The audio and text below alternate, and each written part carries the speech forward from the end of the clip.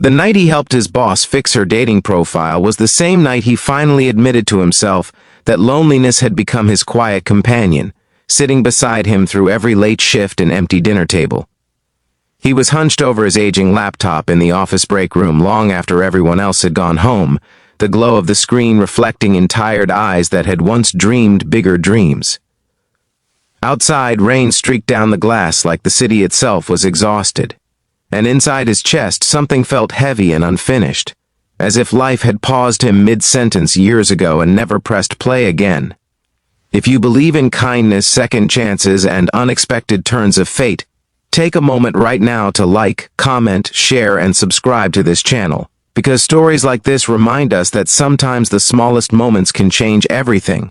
He had not planned to stay late. Single fathers rarely planned anything beyond the next hour, the next meal, the next school pickup. His life revolved around alarms, lunchboxes, forgotten homework, and the soft weight of responsibility that never truly lifted. Work was stability, not passion. He showed up early, left late, and kept his head down, grateful for a paycheck that paid rent and kept the lights on. His boss noticed this, though she never said it outright.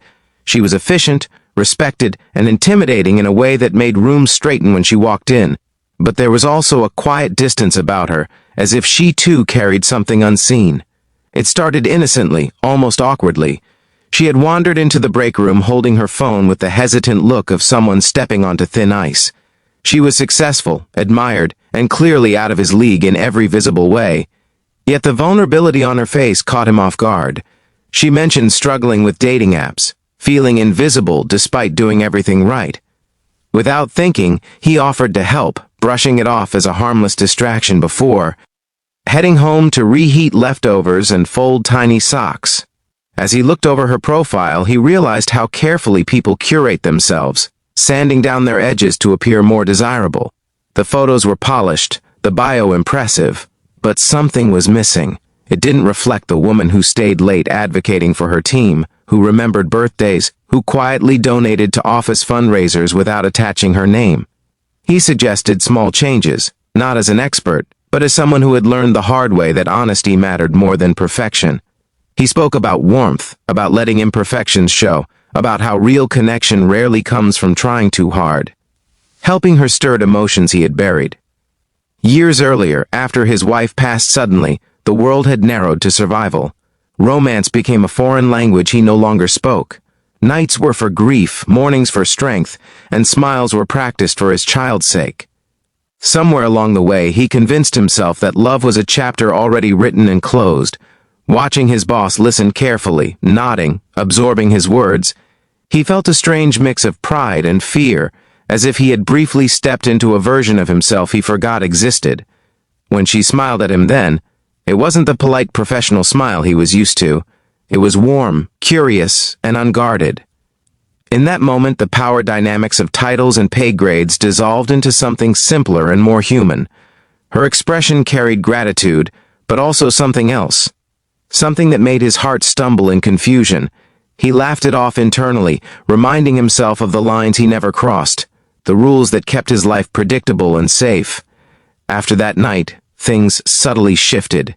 She greeted him differently, lingered longer in conversations, asked about his day beyond work tasks. He found himself noticing details he had previously ignored, like the way she listened fully, or how her confidence softened when she talked about her own doubts. At home, his child sensed the change before he did, asking why he smiled more at his phone, why the apartment felt lighter. He dismissed it, unwilling to name something he was afraid to lose before it even began. But life has a way of pushing when you resist too long. One evening, after another late workday, she mentioned the updated profile and how the responses had improved but still felt hollow. She spoke about being tired of endless swiping and empty conversations, about wanting something real. Then, with a calm boldness that stunned him, she suggested skipping the app entirely. Her smile held certainty, not pressure, and in it he saw an invitation not just to dinner, but to possibility. Fear hit him hard. He thought of his child, of judgment, of the messiness of blending personal and professional lives.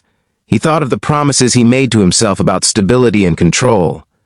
Yet beneath the fear was something brighter, a quiet hope stretching awake after a long sleep. He realized how much of his life had been defined by loss, and how little room he had left for joy. Saying yes felt reckless, but saying no felt like betraying the man he wanted his child to grow up believing in. Their first outing was simple, almost deliberately so. No grand gestures, no expectations. Just two people sharing time, stories, and laughter that came easier than either expected. He talked about fatherhood, about the exhaustion and the purpose it gave him. She spoke about leadership, about the loneliness at the top, about wanting to be seen as more than her role. There was no pretending, no performance. For the first time in years, he felt present, not pulled backward by grief or forward by worry. Change didn't come all at once. There were awkward moments, hesitations, conversations about boundaries and responsibilities. He struggled with guilt, feeling like happiness was something he hadn't earned yet. She struggled with vulnerability, unlearning the armor that success had required her to build. But together, they learned patience. His child met her slowly, cautiously, and then with the honesty only children possess. Trust was built not through words, but through consistency and care. At work, they remained professional, respectful, and mindful of perception. Outside of it, they allowed themselves to explore something fragile and real. He found himself dreaming again, not of escape, but of shared mornings and steady companionship. She found herself relaxing into a version of life where she didn't have to lead every moment. They didn't fix each other, they simply made space. The turning point came on a quiet night when he watched his child fall asleep after laughing with her at the dinner table.